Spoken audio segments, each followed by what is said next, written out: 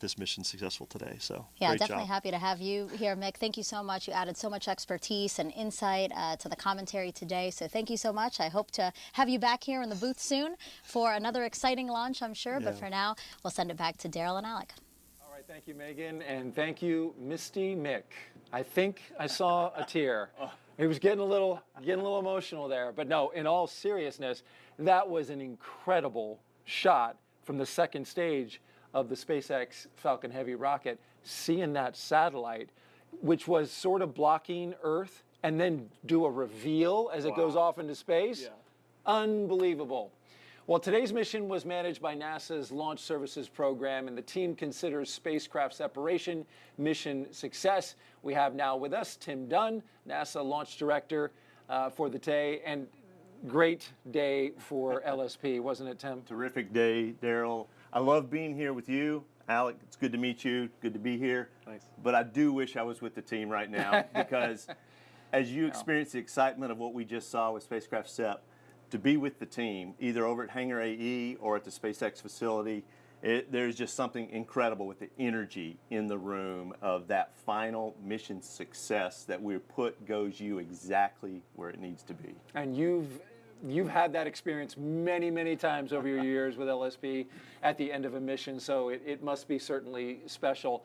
Talk me a little bit through the early part of it, because this was a little exciting at the beginning, right? Because we had the weather in the area, we had a T0 of 5:16 p.m. Eastern time, and then we slipped 10 minutes. Tell me what happened. So let me back up just a second and give credit where credit's due. So today's mission, the primary NASA launch director was Denton Gibson, and this was his very first as launch director for mission. Dr. Gibson. Dr. Denton Gibson, and I had the honor of backing him up on the mission, so he did a fantastic job of managing the team. And but as you indicated, today's launch felt a lot like one of those very active mission dress rehearsals that we have, where the rehearsal team is just throwing anomaly and green card after anomaly at us. We were dealing with some ground issues out at the pad. We had to get a red team back out to the pad after we had cleared the pad to fix one of the ground support equipment issues. We were dealing with weather, early weather, phase 1 lightning advisory very early in the count. That cleared. Anvil clouds started rolling in. The first one cleared.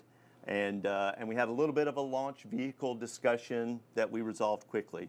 But what really got us was what you indicated was that why did we move the initial T0 about 10 minutes to the right? Well, there was more bad weather moving in. We had the East Coast sea breeze clashing with the West Coast sea breeze over the peninsula of Florida, right about the Orange County, Brevard County line, roughly 30 miles to our west.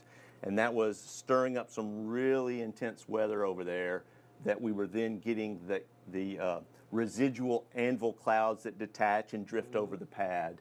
And those can have the ability to trigger lightning if we were to launch into them. It's a constraint to launch, yeah. Absolutely constraint. So we had a nice discussion with the launch weather officer. Huge props to Brian Sizik, incredible LWO, really guided us through the hole that we were looking for to launch through successfully. So what we saw was that we could have launched, had we committed to a prop load about an hour prior to launch, we could have been in a situation where at the initial T0 we would have been red, and that would not have been a good day for us. So we delayed. Brian recommended if we delayed about 10 minutes, we could avoid one of those red situations, and he was spot on accurate. We delayed the prop load, targeted 26 minutes after the hour there here on the East Coast at 5 p.m. And just a flawless final countdown. Very quiet, as active as the nets had been for the prior 2 hours. Very calm and quiet last 25 minutes. That was really nice. That's the way you want it. And it was quite the sight. Alec and I were watching from right here at the press site. And, you know, in the direction of the rocket, it was clear skies. We looked behind us, and there's darkness over Orlando and Central Florida, but it just kind of held there. Yes. It just stayed there. Yes. So that really worked out for you weather-wise. And as you mentioned, great work by the LWO to make sure that you guys were in a good position to launch, because once you start tanking, you have to commit to that T0, That's right? right. So, yeah. Well, great. So we've got this launch, we've got the spacecraft separated. Talk a little bit about what's up for LSP. I hear we might be seeing these boosters again, right? That launched? Well, the boosters that were used today on GOES-U, those side cores successfully returned here to the Cape. They will be used again. SpaceX has not assigned these two boosters yet. Okay. But we will see some prior flown boosters on our Psyche flight from last fall. We'll see those again on our Europa Clipper mission coming up in October this year. But let me back you up for just a second. I want to throw a couple of more words of huge praise to two teams out there. The Space Launch Delta 45 range team, led by Colonel Meredith Begg. She and her team did a fabulous job of clearing downrange for us, and all of the instrumentation that we needed here at the Cape performed flawlessly. It was a daytime launch here in the summer of Florida. There were a lot of boats offshore that we needed to ensure that all the areas were clear. So that surveillance control function that the range provides us performed magnificently today. So Colonel Begg, thank you for that. And then also, we don't go anywhere unless our launch provider takes us there. And SpaceX did an incredible job. So thank you to the wonderful work of SpaceX, both the Hawthorne team and especially the team here at the Cape. Just worked great to get us right to T0 and get us on our way to space. So let's talk about what lies ahead for LSP next. Okay. Yeah. So this fall, we are going to launch another Falcon Heavy. We're on our way to the moon Europa, one of Jupiter's moons. Very exciting, thrilling science mission. Europa Clipper is the name of the mission. We'll fly on a Falcon Heavy October 10th of this year. We're going to refly those side cores that we flew so successfully on Psyche last October. And then we got a couple of missions coming up in 2025. We've got a mission called SphereX from Vandenberg. We've got another one called IMAP from here at the Cape again. So those are the big primary missions for LSP that are coming up. And then we're going to be having some fun with our Vader contract, where we're able to take a little more risk with some exciting spacecraft.